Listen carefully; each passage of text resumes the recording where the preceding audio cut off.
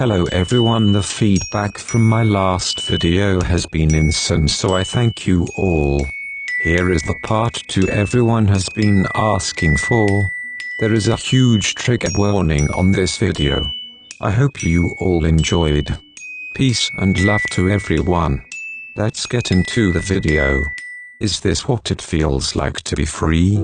As the ground seemed to grow closer and closer, he grew ecstatic. He was ready. Maybe it really was his time. He let the wind overtake his body, letting all his restrictions loose and letting gravity do its job. Would it hurt? Or would it be quick and painless? He'd just have to wait and find out. But soon enough he saw the cold hard ground as if he was staring into a microscope. It was so close. He braved for the impact, ready for things just to be over. Craving for everything to be over.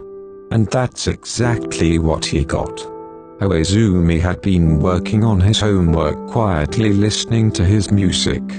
He was worried about his boyfriend. Everything had felt off when he left him. He said he was alright, but deep down he knew he wasn't. Should I go over to his house? The time was nearing the late hours. It wouldn't be any different than usual to just go and see him. Jimmy sweetie? Yes, Mum? There was just a call from the hospital. What's wrong? They found Toru, sweetie. He committed suicide. Those 3 words was all Oizumi needed to hear. The world stopped and his senses seemed to stop working. All of his functions stopped working, all to process what he just heard. He couldn't believe it. You're kidding, right? That's not funny, Mum. No, sweetie, why would I joke about this? No, you're joking. You two are recording. Okay, you got me, it's over. Haha, hilarious. Full stop. Please tell me this is a fucking joke. Full stop. I can't lose him. All the tears he held back came crashing down like a waterfall. How would he live without his best friend? They did everything together, and without him he felt like nothing. Why'd he have to go? Oizumi and his mum headed to the hospital by the hospital's request. Oizumi hadn't spoken a single word. He couldn't.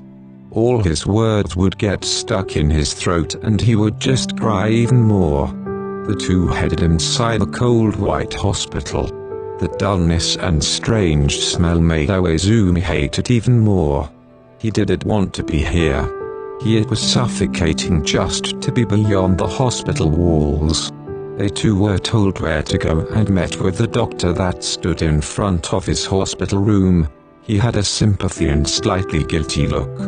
But no one wanted his sympathy. Thank you for coming. You guys were placed on his contact list, and I just thought you guys would like to say your final goodbyes. I'm sorry for your loss. Hajime. Do you wanna? Yay. The doctor slowly let the boy in. Oizumi saw him, laying there illuminated by the bland white walls and bright lights.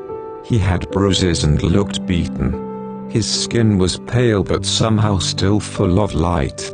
He looked peaceful, as if he was sleeping, but that was just a hopeful thought. Oizumi sucked in a huge breath and walked over to him.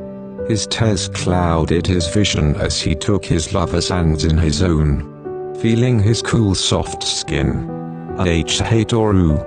I don't know what I'm supposed to say, but I'm sorry. I'm so fucking sorry I didn't notice before. I'm sorry I wasn't there for you. I'm sorry you had to deal with this alone. I'm a terrible boyfriend, I know that. But I do know that I love you past the moon and back. We had so many fun times together, do you remember? Like when you wanted to star in the school play? You practiced so hard for the role but I had gotten the role.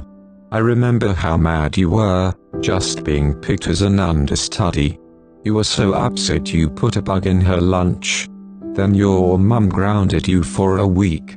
But every night you'd sneak over to my house. Remember? You'd make us build a blanket fort and watch movies. Your mum goes so upset with the two of us. Titoru, I love you. Please don't leave me. I can't imagine my life without you. Don't go. Please, I need you. Please. Fucking wake up, Toru. His mum and the doctor reacted to the loud noise busting in the room to find Iwaizumi sat over Oikura screaming and clutching the bed with all his might. He had lost everything to him and no one knew what to do. Hey, he left this behind and it seems to have your name on it. Iwaizumi reluctantly took the white paper from the doctor's hands. Tamayo-chan, if you're reading this then I must be gone. I just wanna say I'm sorry for leaving you. But I just needed to be free, you know. I love you. Tamaki, Matsun, and Kyoutani. I hope you're all happy. It's what you wanted, isn't it? Love, Oikura. Pisayo-chan, you're still not allowed to have your hoodies back. After reading the note, Iwaizumi wasn't really upset anymore. He was angry above everything else. He was fuming with rage. Honey, apparently some of your teammates are in the halls to wish their goodbyes. We should give them a second with him, okay? Iwaizumi rushed his way out of the room, ignoring the team's worried glances. He ignored Wataru's bawling and the way Kindachi was trying to hold back his tears. He focused on the three that were sporting the guiltiest of looks on his faces.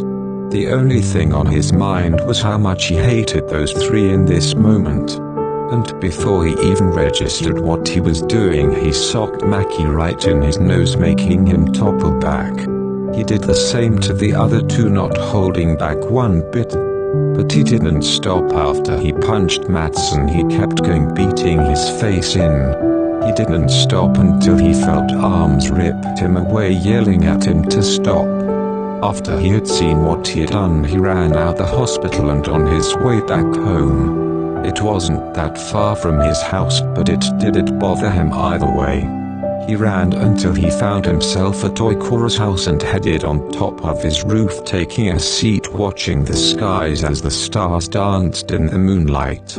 This was something the two would do to feel like they were escaping the wood, as Oikura would call it. Hey Toru. I know you're watching from up there. I really wish you wouldn't have gone, and now I don't know what to do. What I do know is that I love you forever. And I will always be yours and only your Iwa-chan. Thanks for watching. I hope you enjoyed. Please don't hate me, guys. I'll post whenever I am able. Peace and love to everyone.